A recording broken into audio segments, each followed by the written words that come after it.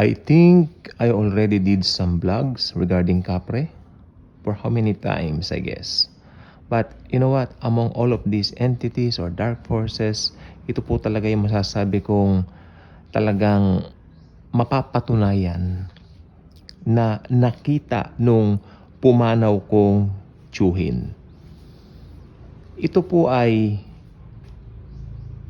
iisipin ng iba na parang tikbalang, parang aswang, Pero kung titignan po nating mabuti, meron pong, makinig pong mabuti, meron po talaga mga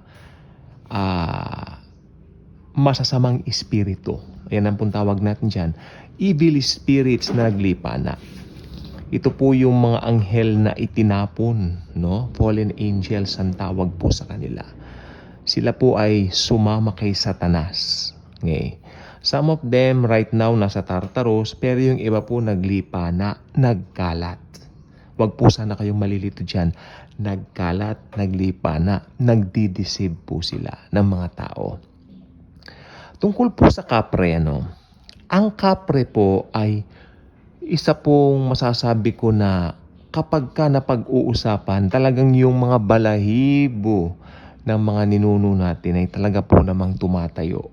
Nanginginig sila, nangangatog.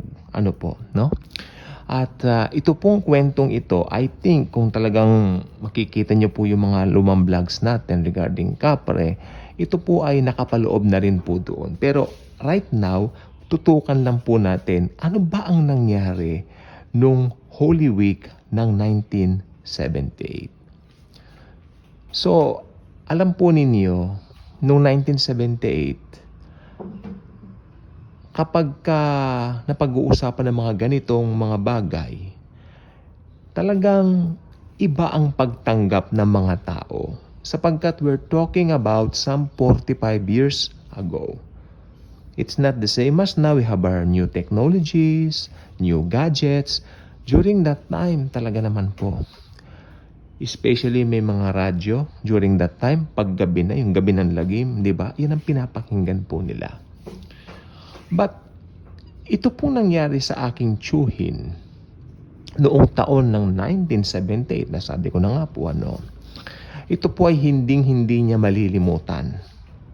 Sapagkat, alam po ba ninyo noong araw, kapag ka dumarating yung tanghali, especially wala naman pong pasok, syempre ito po ay Holy Week. Hindi po ako nagkakamali, Huwebes Santo yata ito nangyari o Biyernes Santo pa nga mismo actually, Siya po ay pumapanik doon sa second floor. Pero syempre pumapanik po siya roon, nagre-relax siya. Nagpapatugtog siya ng plaka. Alam niyo long playing album ng Saturday Night Fever.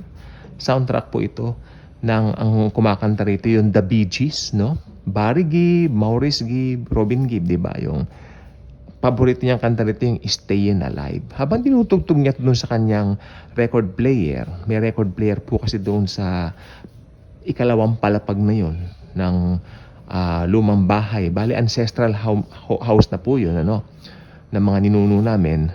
Siya po'y pumanik doon at nagpapatugtog nga po kasi siguro naboboring po. Pero naaalala niya, during that time, hininaan lang niya kasi sa di kalayuan may nagpapabasa ng Pasyong Mahal. Hindi ba? Alam naman po natin yan.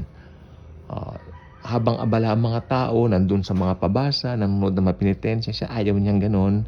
Mas pinili niya nagpapatugtog ng plaka, nakikinig ng music. Hanggang dito po sa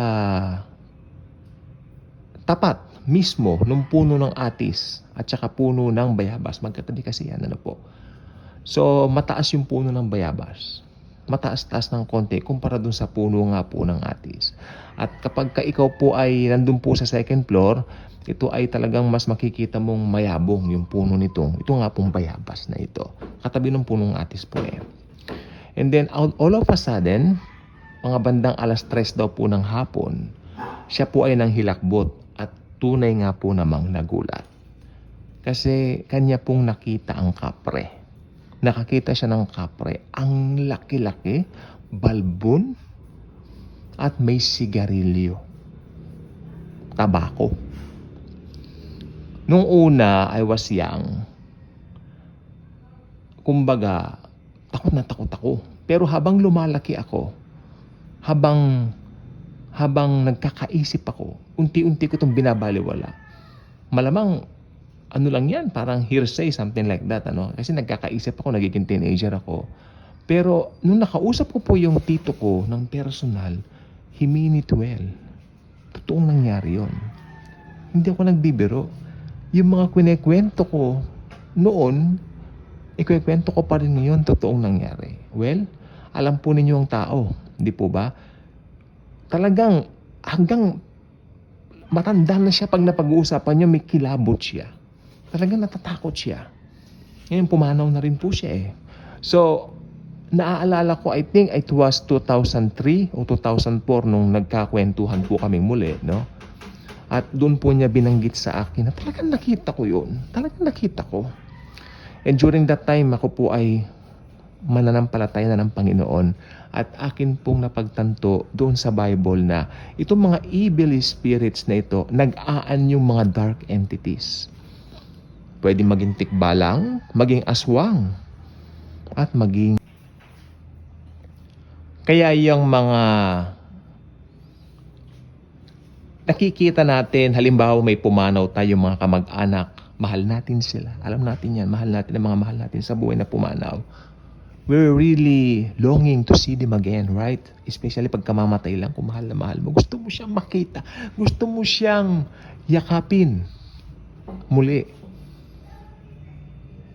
Kaya, alam po ba ninyo, ang mga evil spirits gumagawa ng paraan para dayain ang mundo. Dayain ang mga tao. Kaya ang gagawin ng mga evil spirits, gagayahin nila yung anyo ng mahal ninyo sa buhay. Ano? At sila po ay magpapakita ron sa namatayan. Kung hindi man nanampalataya yung taong yon, yung naiwan na yon, at yun ay hindi nagbabasa ng Bible, siyempre hindi nga po believer ni Lord Jesus, sasabihin niya, ay, nakita ko nanay ko, uy, nakita ko tatay ko, uy, nakita ko yung anak ko, nakita ko yung asawa ko na namatay na. Kasi nga po, nakita talaga nila. Ang pinag-uusapan, nakita nila, sila talaga yun. You know what, my dad, namatay po yung kanyang mother, lola ko. Kamamatay lang ng aking nanay, sabi niya, my mom just died, kanya. And then nakita ko, pag lingon ko roon ika sa side ng pintuan, nandun daw yung kanyang mother, nakita ng father ko, ng dad ko, nakatawa raw sa kanya. Hindi pinansin ng daddy ko. Kristiyano ang daddy ko eh. Familiar spirit yan. Sabi niya, nung pagdating niya sa bahay, kwento niya sa amin, gusto kong goyoin ni Satanas. Iba talaga pa nagbabasa ka ng Biblia. Hindi ka pwedeng goyoin ni Satanas. So, alam po ba na itong family namin, marami po experience sa supernaturals. Pero since I am a believer, nakafocus lang ako sa Panginoon, alam ko hindi kami pababayaan, nandyan lagi siya. Nandyan lagi siya to protect us. Ang dami po. Pero ang tungkol naman po dito sa mga kapre, balik po tayo, ano po, ito po kasi ay entities din na popular. Kaya ang gagawin ng mga evil spirits, sila po ay magbibihis ng kapre. Sila po ay mag-aanyong kapre para goyoin yung mga naniniwala doon. Just like what happened to my late uncle. Nakita niya, Biyernes Santo, alas 3 ng hapon, sa puno ng bayabas, katabi ng atis, nagtatabako yung kapre. Gitlang-gitla ako, sabi niya. Hindi ko alam ang gagawin ko. Nautal siya.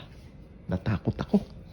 Hanggat maaari lang, ayaw ko nang maalala yon. Pero, kaya po pala ito po, para patunayan ko po, ayaw na ayaw niyang pumapanik doon pag nagagawi siya doon sa ancestral house na yan.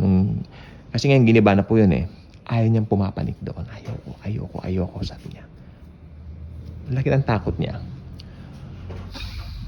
Nasharean ko po ito ng good news ni Lord Jesus. I hope He means well nung tanggapin niya si Lord. tinanggap ko naman si Lord Jesus, sabi niya. So, kung talagang tinanggap po niya ang Panginoon, kasi hindi ko po siya madalas makita, ano po. Kung tinanggap talaga niya ang Panginoon, may promise of salvation talaga dyan. Doon po talaga siya nasa langit. So, regardless of ano man denomination mo, religion mo, kung tinanggap mo si Jesus, you will be saved. So, yan lang po, akin lang po siyang sinare sa inyo. Kasi, alam po ba ninyo, anytime now, pwede kayong makakita ng kapre, pwede kayong makakita ng tikbalang, pwede kayong makakita ng aswang. Pero tandaan po ninyo, ang mga ito ay, you know what? Ito po ay mga evil spirits na nag-aanyong kapre. Kaya kung hindi pa kayo subscriber sa ating channel, I invite you to do so. Click mo ang notification bell, i-share mo ang video ito, at i-share mo, Jesus is powerful, no weapon formed against no weapon formed against us shall prosper, because Jesus is our power. Jesus, the Almighty God, is living within us. Thank you po, and Jesus truly loves us all.